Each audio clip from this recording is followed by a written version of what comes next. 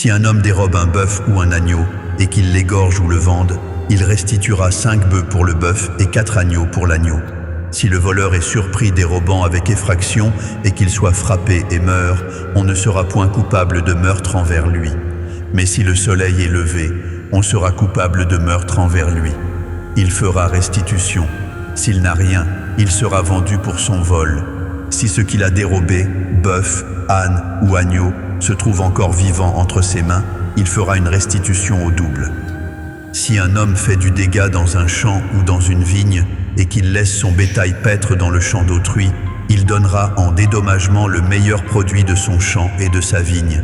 Si un feu éclate et rencontre des épines, et que du blé en gerbe ou sur pied, ou bien le champ soit consumé, celui qui a causé l'incendie sera tenu à un dédommagement. Si un homme donne à un autre de l'argent ou des objets à garder et qu'on les vole dans la maison de ce dernier, le voleur, s'il est trouvé, fera une restitution au double. Si le voleur ne se trouve pas, le maître de la maison se présentera devant Dieu pour déclarer qu'il n'a pas mis la main sur le bien de son prochain. Dans toute affaire frauduleuse concernant un bœuf, un âne, un agneau, un vêtement ou un objet perdu, au sujet duquel on dira « c'est cela », la cause des deux parties ira jusqu'à Dieu. Celui que Dieu condamnera fera à son prochain une restitution au double.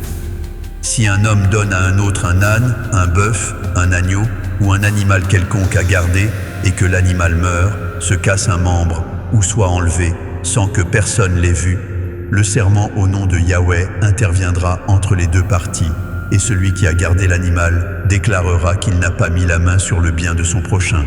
Le maître de l'animal acceptera ce serment et l'autre ne sera point tenu à une restitution. Mais si l'animal a été dérobé chez lui, il sera tenu vis-à-vis de son maître à une restitution.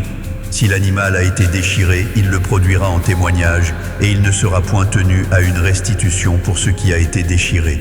Si un homme emprunte à un autre un animal et que l'animal se casse un membre ou qu'il meurt, en l'absence de son maître, il y aura lieu à restitution. Si le maître est présent, il n'y aura pas lieu à restitution. Si l'animal a été loué, le prix du louage suffira. Si un homme séduit une vierge qui n'est point fiancée et qu'il couche avec elle, il paiera sa dot et la prendra pour épouse. Si le père refuse de la lui accorder, il paiera en argent la valeur de la dot des vierges. Tu ne laisseras point vivre la magicienne. Quiconque couche avec une bête sera puni de mort. Celui qui offre des sacrifices à d'autres dieux qu'à Yahweh, seul sera voué à l'extermination. Tu ne maltraiteras point l'étranger, et tu ne l'opprimeras point, car vous avez été étrangers dans le pays d'Égypte. Tu n'affligeras point la veuve, ni l'orphelin. Si tu les affliges et qu'ils viennent à moi, j'entendrai leurs cris.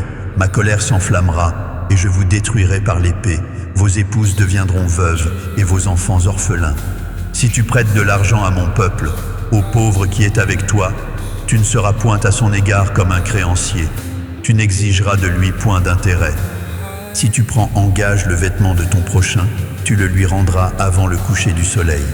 Car c'est sa seule couverture, c'est le vêtement dont il s'enveloppe le corps. Dans quoi coucherait-il? S'il crie à moi, je l'entendrai, car je suis miséricordieux. Tu ne maudiras point Dieu, et tu ne maudiras point le prince de ton peuple. Tu ne différeras point de m'offrir les prémices de ta moisson et de ta vendange. Tu me donneras le premier-né de tes fils. Tu me donneras aussi le premier-né de ta vache et de ta brebis. Il restera 7 jours avec sa mère. Le 8e jour, tu me le donneras. Vous serez pour moi des hommes saints. Vous ne mangerez point de chair déchirée dans les champs. Vous la jetterez aux chiens.